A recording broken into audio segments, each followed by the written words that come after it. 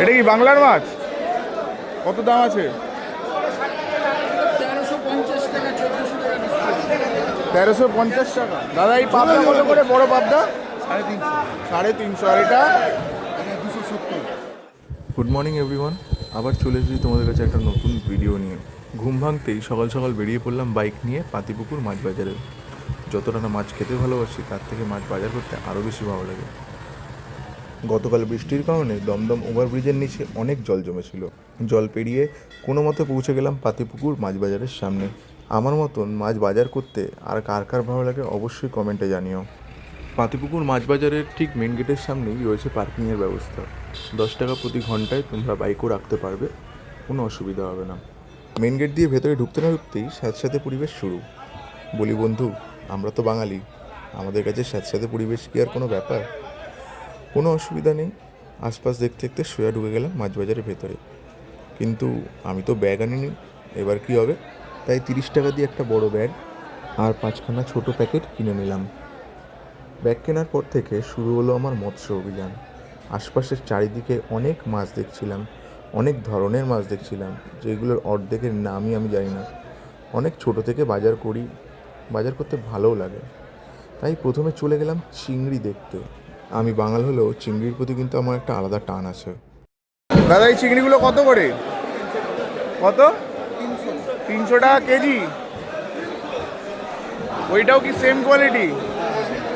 চিংড়িগুলোর size অনুযায়ী 300 টাকা KG আমার মতে ঠিকই আছে, কারণ এগুলো মানিকতলা বাজার বা বর্ণনগর বাজার বা আদার্স আমাদের এদিকে টপিন রোডের বাজারেও 400 সাড়ে 400-র নিচে এরকম সাইজের চিংড়ি পাওয়া যাবে না। চলে আসি এবার দাম দরে। ভাই আবার বলছি, বাঙালি বস, দাম দর করবো না সেটা কি হয়? কোনো মতে দাদাকে মানিয়ে গুছিয়ে 280 টাকা কেজিতে 2 কেজি চিংড়ি মাছ আমি নিয়ে নিলাম। আর হ্যাঁ, এখানে পাল্লা সিস্টেম আছে। এখানে ধরো তুমি 2 কেজি বা 4 কেজি চিংড়ি মাছ নিলে তার সাথে 400 কি 450 গ্রাম এক্সট্রা তুমি পাবে, কারণ এটা পাল্লা হিসাবে, যেহেতু পাইকারি আমরা নিচ্ছি, দ্যাটস ওয়াই। চিংড়ি নেওয়ার পর চলে গেলাম পাবদা মাছে। পাবদার সাইজগুলো কিন্তু অনেক বড় ছিল। দাদা এই পাবদা কত করে, বড় পাবদা? 350। আর এটা? 270। 1 কেজি নেওয়া যাবে? তাহলে এই বড় পাবদাটা 1 কেজি করে দাও।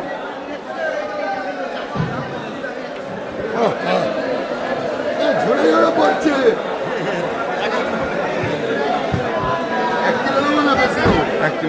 পাবদা মাছ নেওয়ার পর বোয়াল মাছ চোখে পড়লো, কিন্তু বোয়াল মাছ আমি নিইনি, কারণ বোয়াল মাছ এর আগে আমি এনেছিলাম, অনেক খেয়েছি। বোয়াল মাছের দাম তখন নিয়েছিল 140 টাকা পার কেজি। নেক্সট অপশন খুঁজতে খুঁজতে চলে গেলাম পমফ্রেট মাছে। দাদা এগুলো কত করে? 1 কিলো নেওয়া যাবে তো? দাও 1 কিলো দাও। লাস্ট সানডে যখন আমি বাজারে গেছিলাম, এই পমফ্রেট মাছের দাম বলছিল 700 টাকা কেজি। জানি না, হয়তো জামাই ষষ্ঠী থাকার কারণে মাছের দাম এতটা উপরে ছিল, কিন্তু আজকে পমফ্রেট মাছের দাম শুনলাম 500 টাকা, তো আমি আর দাম দর করতে পারলাম না। হয়তো দাম দর করলে আর একটু কম হতো। তারপরে আবার ঘুরতে ঘুরতে দূর থেকে টুরু লাভকে দেখতে পেলাম। এটা কি বাংলার মাছ? কত দাম আছে? 1350 টাকা, 1400 টাকা। 1350 টাকা। 50 পেটি, 10 কিলোর প্যাকিং থাকে, পেটি নিলে 1350, 1-2 পিস নিলে 1400। 1-2 পিস নিলে? ওজন কত করে হবে এগুলো? 1 কিলো 400, 1 কিলো 300, 1.5 কিলো। তবে 1350 বা 1400 টাকায় বাংলার মাছ হয় না সেটা আমিও জানি, কিন্তু হতে পারে এটা পারদ্বীপের মাছ। তাও চলো, বেশি দাম দর না করে 1200 টাকা কেজি দরে একটা 1 কেজি 200 মাছ নিলাম।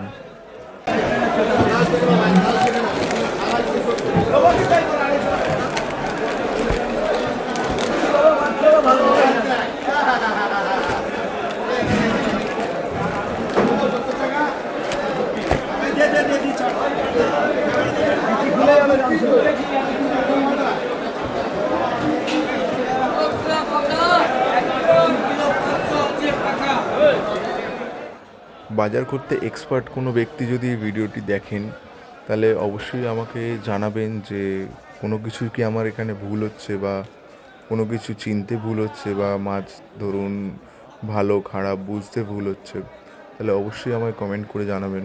আশপাশ দেখতে দেখতে ভাবলাম ভেটকির ফিলে নিলে কেরম হয়, তাই জন্য দূর থেকে একটা ভেটকি আমাকে উঁকি মারলো। কত করে দাদা এগুলো? 500 টাকা কিলো, একটু কম হবে না? এগুলো কি লোকাল মাল?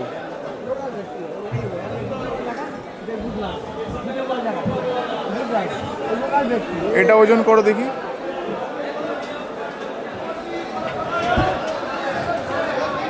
কত হচ্ছে? 1 কিলো 700? 4 রকম মাছ কেনার পরে 180 টাকা কেজি দরে 1.5 কেজি একটি কাতলা নিলাম, নিয়ে চলে গেলাম মাছ কাটাতে। পাতিপুকুর বাজারের একদম লেফট সাইডে পেছন দিকটায়, ওখানে পরপর লাইন দিয়ে সবাই মাছ কাটে। বিভিন্ন রকম মাছের বিভিন্ন রকম রেট। যেমন চিংড়ি কাটতে প্রতি কেজি অনুযায়ী আমার থেকে নিয়েছিল 25 টাকা করে। 2 কেজি চিংড়ি যেহেতু, তাই জন্য 50 টাকা। 1 কেজি পাবদা কাটতে নিয়েছিল 20 টাকা। 1 কেজি পমফ্রেট কাটতে নিয়েছে 20 টাকা। চলে আসি ইলিশে।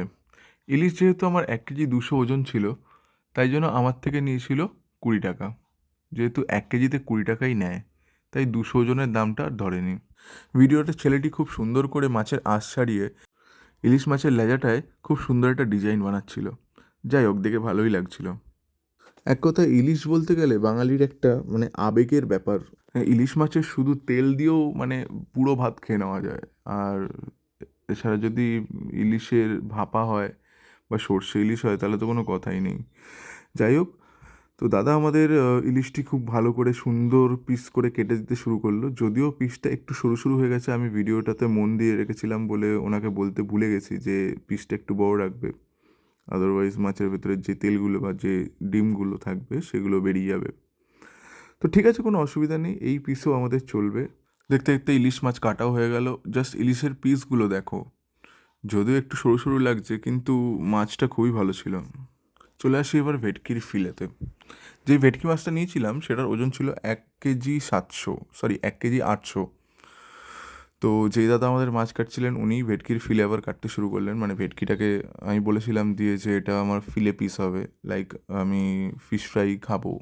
তো সেই সূত্রে উনিই ভেটকি মাছটাকে নিয়ে ফিলে কাটতে শুরু করে দিল।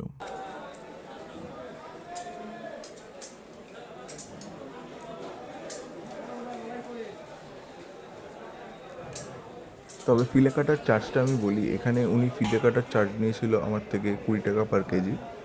তো সেই সূত্রে আমার থেকে নিয়েছিল 36 টাকা, মানে 20 টাকা নিয়েছিল 1 কেজির জন্য, আর যেহেতু 800 গ্রাম ছিল তাই জন্য 16 টাকা ওখানে।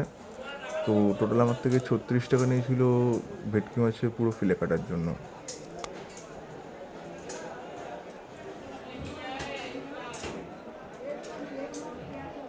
ভিডিওটি ভালো লাগলে সবাই লাইক করবে, কমেন্ট করবে। যদি আমার কোনো ভুল থাকে তাহলে সেটাও আমাকে বলবে, বা যদি কিছু জানার থাকে তাহলে আমাকে অবশ্যই কমেন্ট বা ইনবক্স করতে পারো। সাথে আমার ইউটিউব চ্যানেলও রয়েছে, ওয়ান মোর স্টেপ উইথ রয়, সেটা সাবস্ক্রাইব করে দিতে পারো, তাহলে আমার একটু সাপোর্ট হবে। আমি সচরাচর কারোকে ইনবক্স করে বলতেও যাই না যে আমার চ্যানেলটা সাবস্ক্রাইব করো, আমার ভিডিওটি লাইক করো।